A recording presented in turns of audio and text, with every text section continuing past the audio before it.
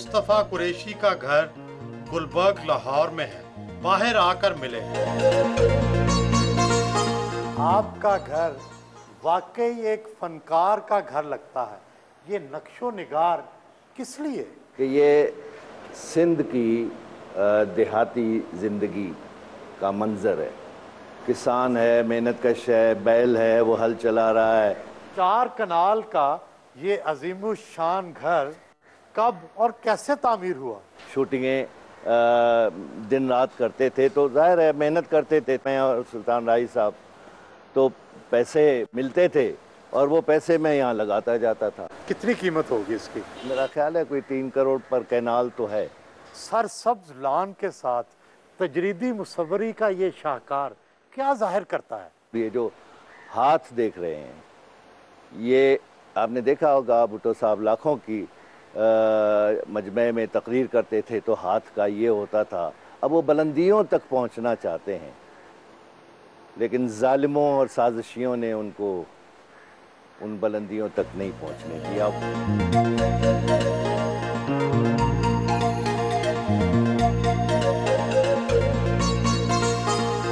हमारे दोस्त हुआ करते थे यूनुस अदीब साहब, टोरंटो मार्केट के सामने सागर सिद्दीकी के हवाले से अमन का पैगाम देने के लिए ये चिराग मेरे हाथों रोशन करवाया था, जो कि मेरे लिए बहुत बड़ा एजाज़ था। आपका ताल्लुक सेवन शरीफ से है। तालीम कितनी और कहाँ से हासिल की? इब्तदाई तालीम तो हुई थी मकतब में, फिर मदरसा, वहाँ से फिर मैं गवर्नमेंट हाई स्कूल, फिर गवर्नमेंट कॉलेज, जहाँ से बीए किया सिंध यूनिवर्सिटी से। तो क्या आप अरबी भी जानते हैं? फ़िक़्ह के बारे में भी इल्म है? अरबी इस हद तक तो खैर जानता हूँ कि क्योंकि अरबी कुरान हकीम की ज़बान है और कुरान हकीम और बड़ी आसान है, बड़ी सहल और बड़ी याद हो जाने वाली है। कैरियर का आगाज़ हैदराबाद में रेडियो से किया। आवाज़ के ज़ेरो बम को तो वहीं से सीखा होगा। बिल्कुल, उस दौर का रेडियो बेहतरीन इंस्टीट्यूट था जो आपको ज़िंदगी की नशिस्त व बर्खास्त सिखाता था। 1965 की जंग में जामे जम के नाम से फौजी भाइयों की हौसला अफजाई के लिए सिंधी में प्रोग्राम भी तो किया था। 1965 में मुझे इंचार्ज वॉर प्रोपेगेंडा प्रोग्राम बनाया गया था। इंदिरा गांधी का किरदार कौन अदा करता था? तब मेरी बीवी नहीं थी, आज मेरी बीवी है। रुबीना बनती थी इंदिरा गांधी की आवाज़ बनाकर। कई दफ़ा हादसे तकदीर का फैसला करते हैं। आप बनना तो फौजी चाहते थे, मगर अदाकारी की तरफ कैसे आ गए? एक ज़माने में फ़िल्म का एक यूनिट आया था हैदराबाद में, तो शमीम आरा को देखने का शौक़ था, तो उसको देखने गए और मैं पकड़ा गया। मेरे इनकार करने के बावजूद बहरहाल मुझे उस पहली फ़िल्म लाखों में एक में मुझे करना पड़ा। हीरो, साइड हीरो और विलन सब किरदार निभाए, मगर शोहरत तो मौला जट के विलन नूरी नथ ही से मिली।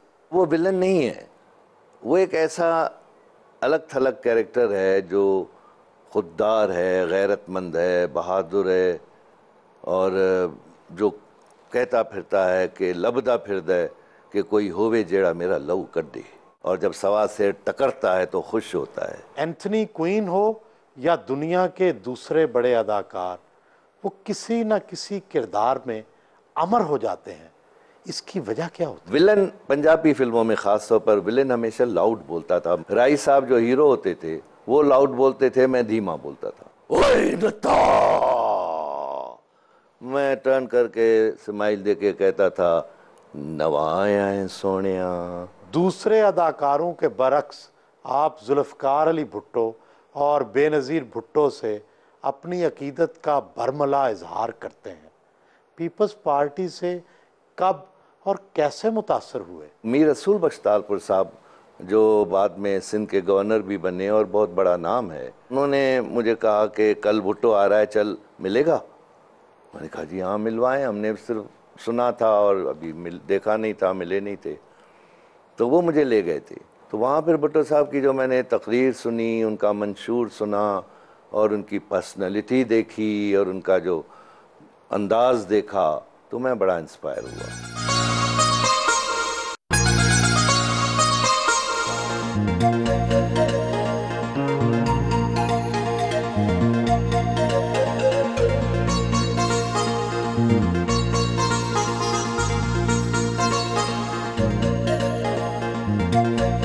अपने फिल्मी हमराही सुल्तान राही की कब्र पर फातिहा खानी के लिए आए।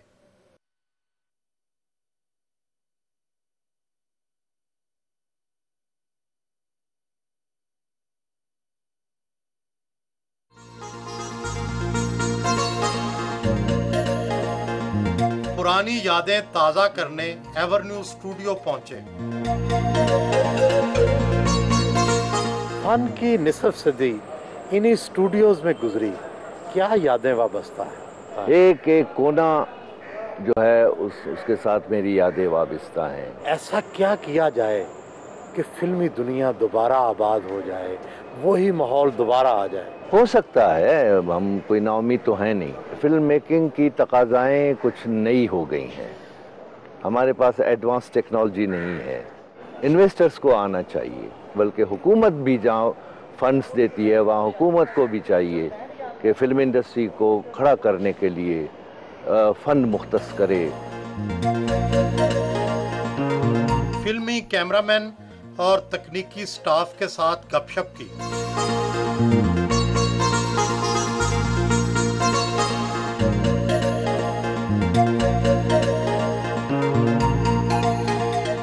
अपने पुराने दोस्त ज़िया एच रिजवी के घर पहुंचे। दानश्वर हसन अस्करी रिजवी भी मौजूद थे। तो ये नहायत नफीस दोस्त है, बहुत अच्छा और बहुत अच्छा वक्त हमारे साथ हमेशा से गुजार रहा है। इनकी खामी तो वो तो खैर मैं नहीं बता सकता।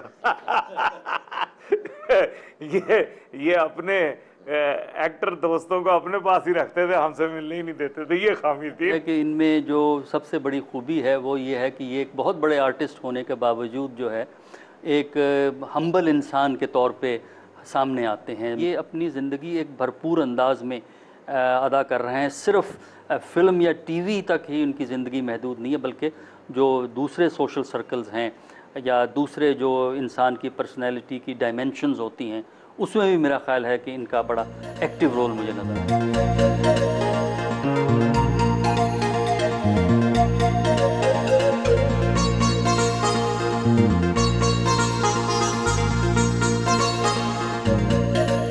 क्लिफ्टन कराची में उनके फ्लैट पर मिलने के लिए पहुंचे। शूटिंग के सिलसिले में इन दिनों वो खानदान के हमरा कराची मुकीम हैं। टीवी और इंटरनेट के ज़माने में आप अभी तक रेडियो सुन रहे हैं? रेडियो से तो मेरी यूँ समझे कि उठान हुई थी।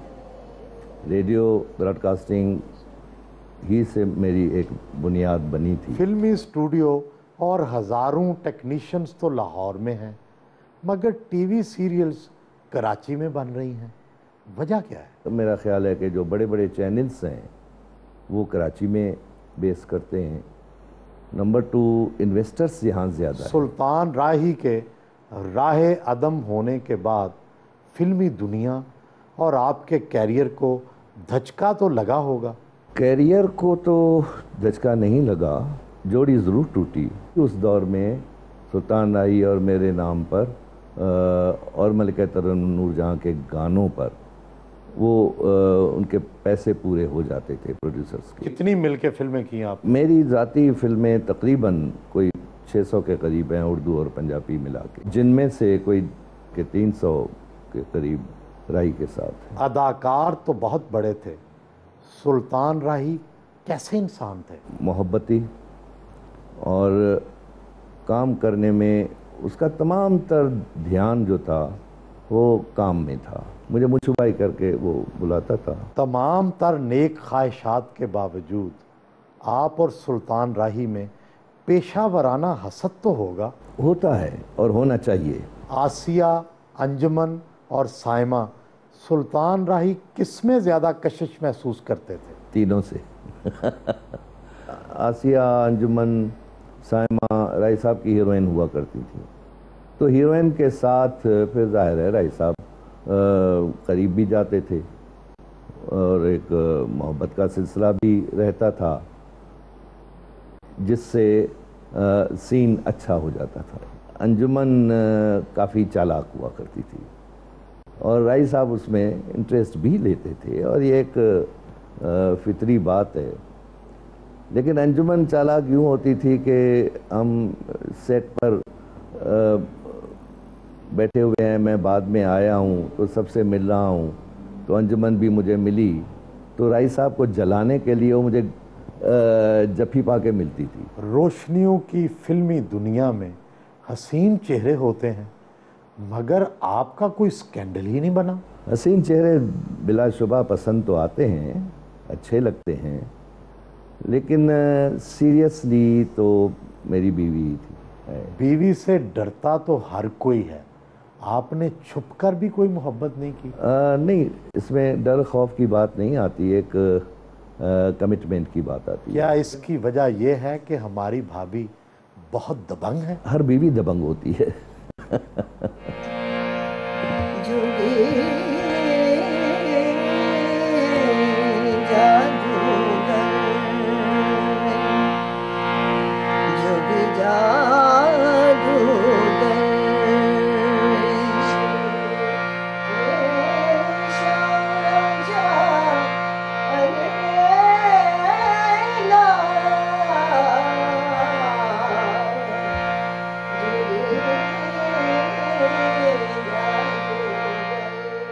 फोक सिंगर के हैसियत से मैंने गाना शुरू किया। फिर उसके बाद एक ज़माना था जब भुट्टो साहब का दौर था, तो मुझे ज़्यादातर मुल्क को रिप्रेजेंट करने के लिए बाहर भेजा जाता था। उनकी शहादत हुई, मेरा दौर ख़त्म हो गया। भुट्टो साहब मुझे बहुत पसंद करते थे, बेतहाशा, क्योंकि उनको ये था कि मेरे प्रोविंस को ये रिप्रेजेंट कर रही है। शादी लव मैरिज थी या अरेंज? लव कम अरेंज। कितने साल हो गए? अक्टूबर 70 में हुई थी। फिल्मों में विलन है, घर में हीरो होते हैं या कुछ और? हम साथ ही रेडियो पर काम करते थे, ड्रामा भी करते थे, मैं गाती भी थी, ये ड्रामों में होते थे। इतने खामोश तबा कि सब हैरान होते थे कि ये शख्स कब बोलता है। आज हम सब बैठे होते ये बोलते हैं। तजुर्बों ने सिखा दिया कि बोलना चाहिए, बोल के लब आज़ाद हैं तेरे। आपका इन पर रोब तो बहुत चलता है। मेरा सारे घर पे चलता है। बच्चों को कितना वक्त दिया, फैमिली को कितना वक्त दिया? बहुत ज़्यादा नहीं। बच्चे महसूस करते हैं? बेटा फील करता है।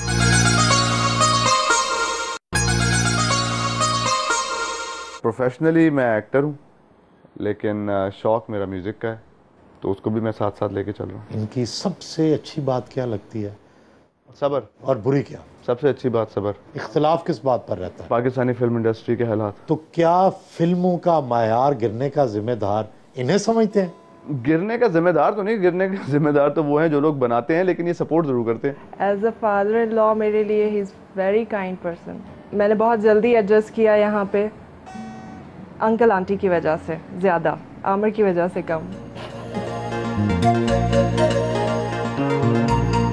मुखालिफ इल्ज़ाम लगाते हैं कि आपने शौरी तौर पर अपनी फिल्मों में तशद्दुद के कल्चर को फ़रोग़ दिया। फिल्म में जो कुछ हम दिखाते हैं, वो जो कुछ हो रहा होता है वही दिखाते हैं। अतराफ़ में जो कत्ल गारत हो रही होती है, दुश्मनियाँ होती हैं, विलन है या हीरो है, जो विलन है, जो ईविल्स हैं, हम उनको बेनकाब करते हैं स्क्रीन पर। क्या विलन बनने में कोई मज़ा है? वैसे दूसरे मानों में अगर देखें तो मज़ा तो है। विलन तो ऐश करता है यार, हीरो तो 4-5 गाने गाता है बस, वो भी दूर दूर खड़े होकर, तो विलेन तो चिपक जाता है और फिर आखिर में उसकी सज़ा भी मिलती है, मार भी खाता है। मार खाना बुरा लगता है? वो मैं थोड़ी मार खाता होता हूँ, अगर मैं विलेन कर रहा हूँ, एक बुरे शख्स का किरदार कर रहा हूँ, तो वो मार खा रहा होता है और खानी चाहिए। क्या कभी अमली तौर पर भी मार पड़ी? वालदा की तरफ से पड़ी है, ऐसे हल्की सी प्यारी सी। अक्सर पाकिस्तानी फिल्मी अदाकाराएं अपनी उम्र छुपाती हैं, क्या अदाकारों में भी यही रुझान है? हम लोग जो है ना, फिल्म के लोग, वो फीमेल हो या मेल हो, हमारी तो उम्र छुप ही नहीं सकती। लोग हिसाब लगाते हैं कि इसकी पहली फिल्म कौन सी थी, किस सन में आई थी। क्या शूटिंग के दौरान फिल्मी अदाकाराओं के नखरे उठाने पड़ते थे? आजकल का तो मुझे नहीं पता, पहले तो यार ऐसा नहीं था। पहले तो जो हीरोइनें थीं बड़ी सुलझी हुई, बड़ी मुहज्जब, ज़ेबा भाभी जैसी और शमीम आरा। पाकिस्तान में टैक्स कल्चर नहीं है, क्या आप टैक्स देते रहे या छुपाते रहे? न सिर्फ गवर्नमेंट का टैक्स बल्कि अल्लाह सुब्हानहू व तआला का टैक्स भी, यानी ज़कात भी देते हैं? यानी ज़कात बिल्कुल बाकायदगी के साथ हर चीज़ पर देते हैं और अल्लाह उसकी बरकत भी देता है। रंगीला और कई दूसरे अदाकारों ने अपनी कमाई उजाड़ दी, आपने लंदन में भी घर बना लिया, कैसे मुमकिन हुआ? अक्लमंदी और दानिशमंदी का तकाजा ये है कि कुछ न कुछ बचाया जाए मुस्तकबिल के लिए। आपने कहीं ज़ाया नहीं किया? नहीं, खर्चे तो होते रहे, खर्चे तो बहुत किए। बीवियाँ सुघड़ हों तो घर जन्नत बनते हैं, बीवी ने संभाला। किसी ज़माने में आप और अदाकार मोहम्मद अली के घर महफिलें जमती थी, कौन कौन शरीक होता था? जोश मली आबादी से लेकर फैज़ कासमी साहब, कतील, गुलाम मुस्तफ़ा, सूफ़ी तबस्सुम साहब, हबीब जालिब और इंडिया से आते थे। वीना मलिक और जावेद शेख ने भारत जाकर अदाकारी की, आपको पेशकश हुई? अब ये सवाल और एक्ट्रेसेस जो हैं या एक्टर्स हैं उनसे किया जाता है और सब कहती हैं या कहते हैं कि हाँ जी मुझे पेशकश हुई और मैं इनकार कर दिया। तो अगर मैं भी कहूँगा कि हाँ हुई और मैंने इनकार किया तो उनमें और मुझ में क्या फ़र्क रह गया? उनकी पेशकश कोई मेरे लिए काबिल फ़ख्र बात नहीं है। फ़ख्र की बात उनके लिए है अगर मैं उनकी पेशकश को एक्सेप्ट करूं। पाकिस्तानी और भारतीय अदाकारों में से सबसे ज़्यादा पसंद कौन है? भारतीय अदाकारों में तो खैर ज़ाहिर है बचपन से दिलीप साहब को देखते थे। समिता पटेल हुआ करती थी, बड़ी बहुत अच्छी परफॉर्मर थी, आज भी अच्छी परफॉर्मर्स हैं, लेकिन ज़्यादा कुछ नुमाइश भी है जिस्म की। और पाकिस्तान में तो खैर मोहम्मद अली, नदीम, ये सब हमारे जितने भी मेल एक्टर्स हैं माशाल्लाह, उन्होंने तो बल्कि भारत वालों को भी बोलना सिखाया है कि डायलॉग डिलीवरी क्या होती है और ज़बान क्या होती है।